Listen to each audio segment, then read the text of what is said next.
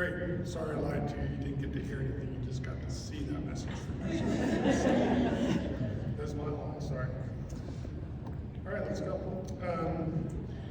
Greetings, comrades. It is wonderful to be in community with you all, whether it's in this room or situated somewhere else in the world. All of us connected to each other in friendship. Before I get into it, I'd like to thank some folks for their support through the last couple of years. Much love around, and specific love for these people. Courtney Chartier spent a year providing wisdom and guidance through her SA presidency. Her mentorship and generosity of spirit gave me the confidence that I could, as I like to say, not fuck things up too badly.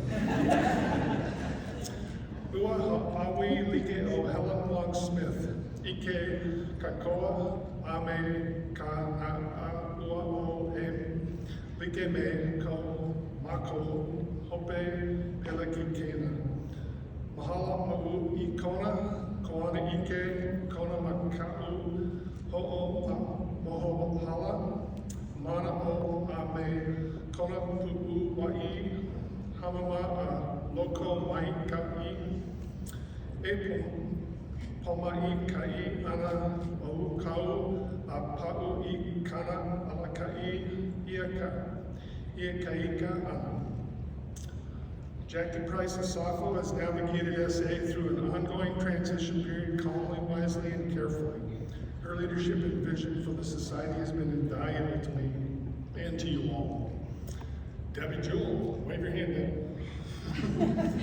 And my comrades at Multnomah County Archives have provided so much support in so many ways. I could not have spent the time doing this gig without them, and I'm deeply grateful for them. So, and all of you, I've worked as an archivist for 38 years. The amount of wisdom, correction, support, kindness, fun, and solidarity I've received from thousands of comrades, many of you in this audience, is humbling. None of us do our work alone. The fact that I'm standing here talking with you, The fact that I'm standing here talking with you is a result of you all's generosity and our shared commitment to helping each other. I attended the annual Nagara meeting last week. Sitting at a discussion table, we did the standard routine of introductions. After identifying myself and saying I worked as an archivist at Multnomah County and the Oregon Country Fair, Rebecca Davis mentioned that I was also the president of SAA. The woman next to me just started laughing. After a few seconds, she looked around, got quiet, and said, "Oh no, you're serious." I feel you, sister. So you all might have been expecting something polished and professional, ruse. What I've got for you is something with deep meaning for me, in my own words, that I hope will resonate with you all in some way. Now, there we go. I have a large tattoo on my back. It includes a non-block rendition of a poem translated as Spring Watching Pavilion. Written by Vietnamese poet Ho San Hong some 200 years ago, it was translated by John Balaban into English and published in a book of her works titled Spring Essence in 2000. Balaban's translation reads, "A gentle spring evening arrives, airily, unclouded by worldly dust. 3 times the bell tolls echo like a wave. We see heaven upside down in sad puddles. Love's vast sea cannot be emptied, and springs of grace flow easily everywhere. Where is Nirvana? Nirvana is here, 9 times out of 10. When I first encountered this poem, it spoke to me in ways that few other things have. I knew I had to write it on my body. It sits with me daily, guiding and informing my path through life. Courtney's thoughts on grace, shared with us a year ago, sparked my brain to consider the role of love in our lives as archivists. I approach this topic with humility. The work of the Michelle Caswell coaching tree around radical empathy is firmly entrenched in discussions of archivists and archival work. Holly Smith's presentation on radical love has also deeply impacted my thinking. I'm not claiming originality. The heavy lifting on this topic has been done by bigger brains than mine. But what I would like to do is talk in my own words about why this matters to me and why it can matter to you. A brief confession here. I was raised by wolves, or missionaries as they're sometimes called. I grew up enmeshed in religious imagery and language. Even though I've grown secular, I often speak and think in religious ways. So if this comes off sounding like a homily, please filter accordingly. As part of the plenary group that presented at RBMS 2021, shout out to the sweetest comrades, Athena, Dorothy, and Jesse, I spoke about the centrality of mutual aid and solidarity in the future of our work. It included a quote from Peter Kropotkin about mutual aid that contended that mutual aid and human solidarity superseded love and sympathy as key factors in a just and equitable society. I've thought about that for 2 years now. I'm not confident in my own analysis to say he's wrong. What I do feel confident enough to say is that love and solidarity are not mutually exclusive and in fact build upon each other. We construct community through mutual aid, from each according to their abilities, each according to their needs. We all live in a mix of communities. Some are nested like Matryoshka dolls, others are interconnected, and a very few exist in isolation. Most communities share similar general attributes. A community is both a feeling and a set of relationships among people. People form and maintain communities to meet common needs. Members of a community have a sense of trust, belonging, safety, and caring for each other. They have an individual and collective sense that they can, as part of that community, influence their environments and each other. The treasured feeling of community comes from shared experiences in the sense of not necessarily the actual experience of shared history.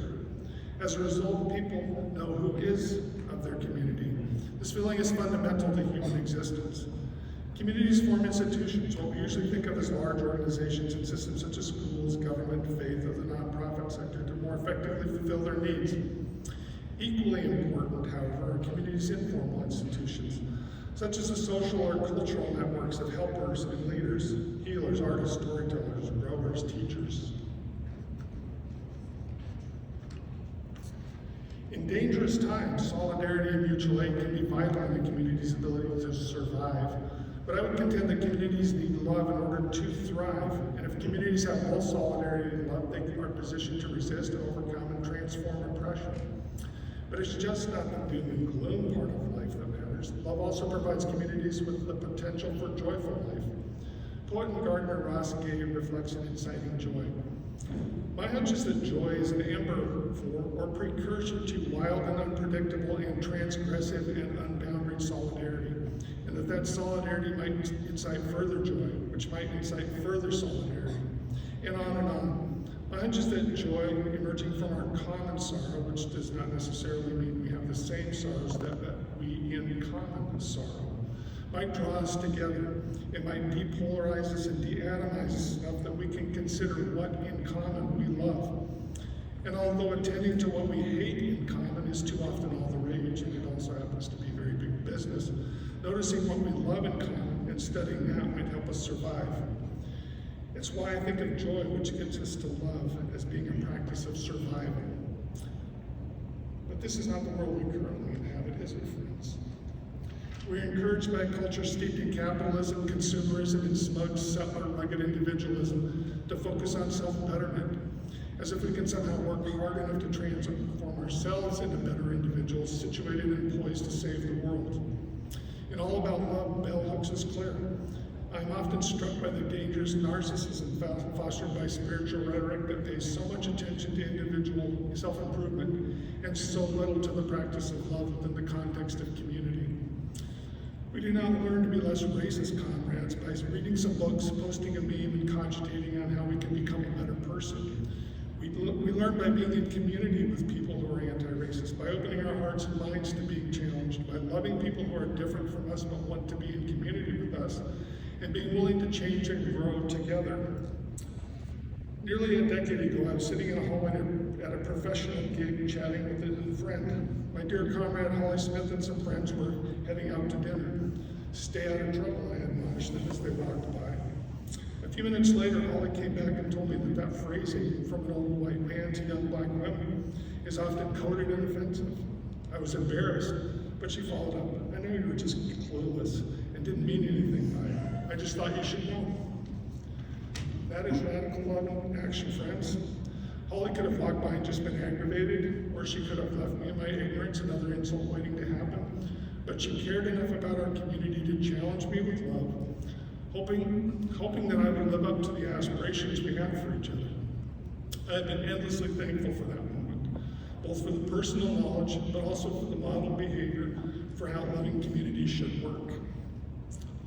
So you're all probably wondering, where's the archives? This is a Society of American Archivists, not the fucking Love Lounge. Well, first off, elections have consequences. You got what you voted for, and it's not like I'm throwing out some smooth moving switch. And there's nothing wrong with the Love Lounge. At the Oregon Country Fair, we all share our archives-oriented space named the Still Living Room. Get it? Still Living. With the Love Lounge for their nighttime raves. Plenty of room, plenty of history, plenty of music, and some intergenerational community. Michelle Caswell and Marika Seifer identified 4 relationships central to the practice of radical empathy. The first is between the archivist and the creator of the record. The second is between the archivist and the subjects of the record. The third relationship is between the archivist and the user. The fourth relationship is between the archivist and the broader community. In Radical Love, Holly Smith proposed the addition of a 5th relationship, one among archivists.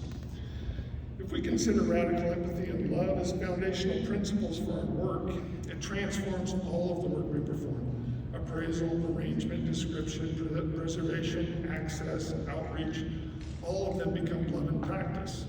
As importantly, it can resituate archives and archival workers and begin to integrate them into the communities they are part of. We are not in solidarity with each other as archivists or memory workers or data scientists or whatever flavor of culture keeper we identify with. We're in solidarity with each other as human beings. Archives is merely the occupational means we've chosen to build connection and solidarity in our communities. I'm not downplaying the importance of archives or archival workers, just trying to situate them in the wide swath of human activity that keeps communities vibrant. I think many humans and archival workers specifically are hesitant to talk about love outside of familial and romantic contexts. For a profession still struggling to break out of an archaic affiliation with concepts like neutrality and objectivity, love appears too emotional, too prone to taking a side.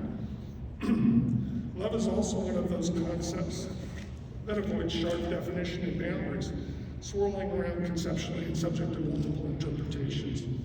There's the old saw from Cornell West. Justice is what love looks like in public. Bell Hooks adds an outlaw culture. The moment we choose to love, we begin to move against domination, against oppression. The moment we choose love, we begin to move towards freedom to act in ways that liberate ourselves and others.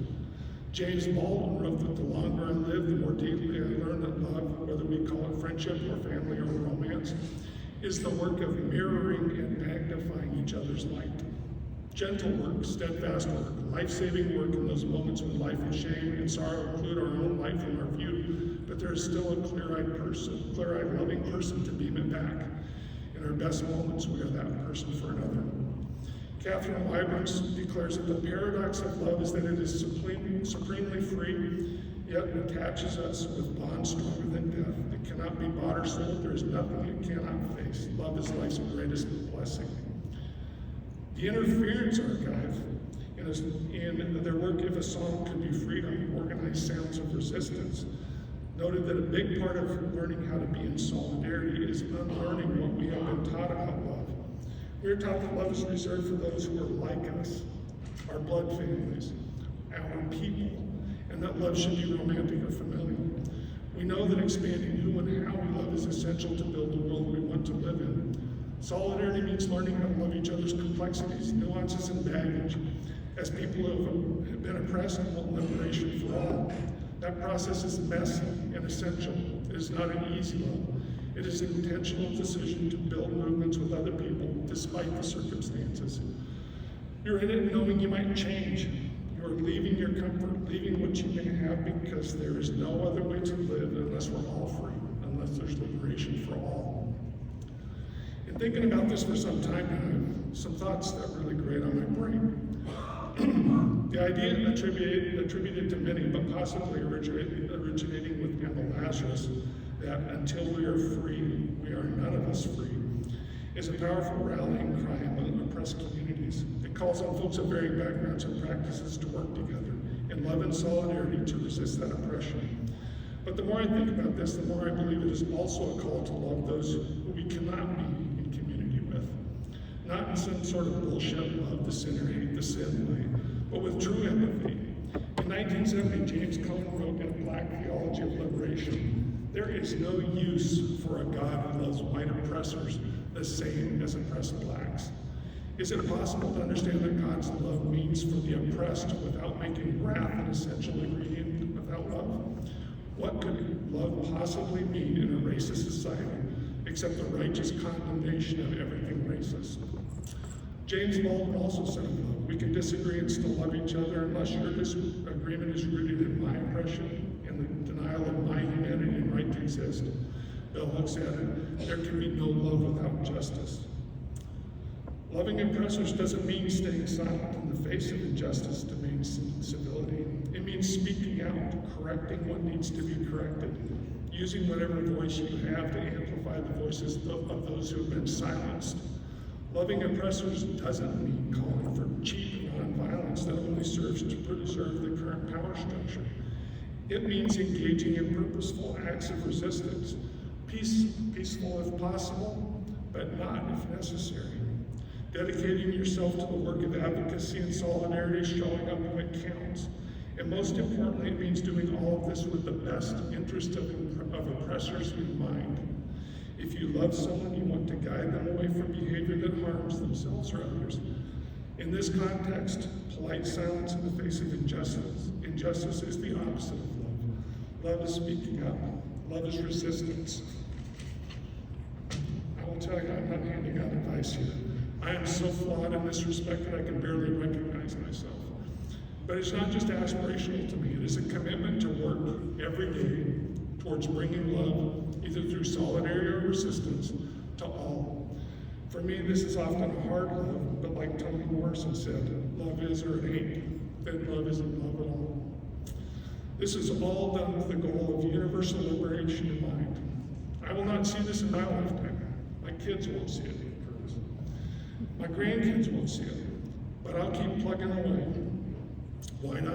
I don't mind a little resistance now and then, and I truly believe that none of us are free until every fucking human being on this planet is free. Everyone.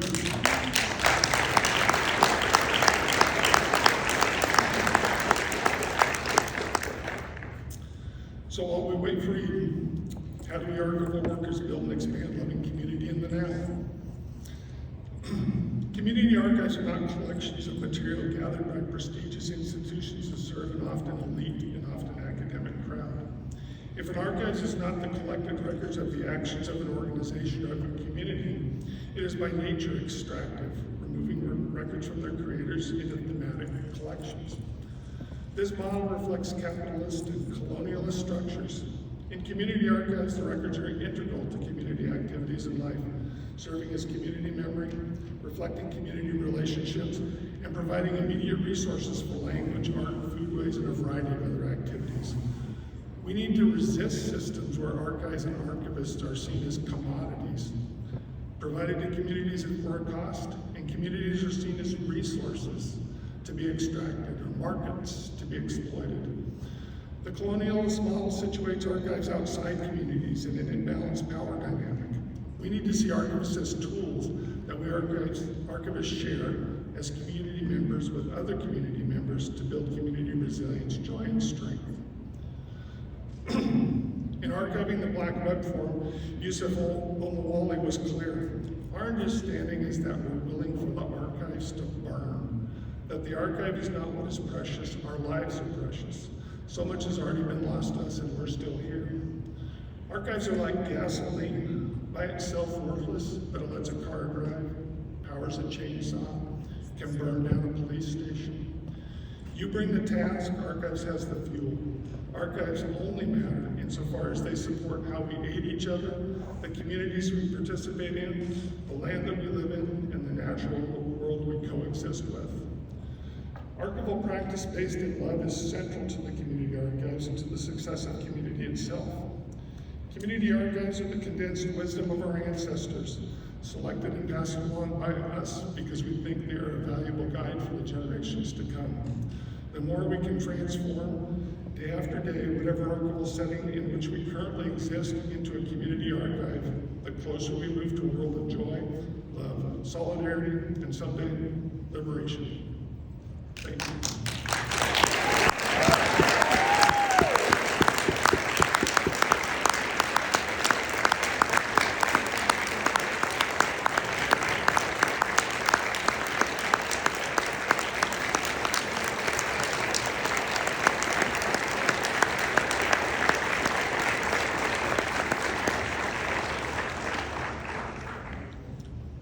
shower, sweetie. I have a couple announcements here. Before sending you off to get reacquainted with colleagues, attend some outstanding programming, and explore DC. I've been asked to make a couple announcements. The Expo Hall grand opening at 5 p.m. with the Spice Girls, I guess. See Michael for tickets. That's in my notes. Maybe it's not really happening, but see Michael anyway. See Michael for tickets. Raise your hand, Michael, so people know. Yeah, there you go. And the SAA Foundation reception, open to all. All is what it says here, 7 to 9 tonight. So be there, be square. All right, thank you.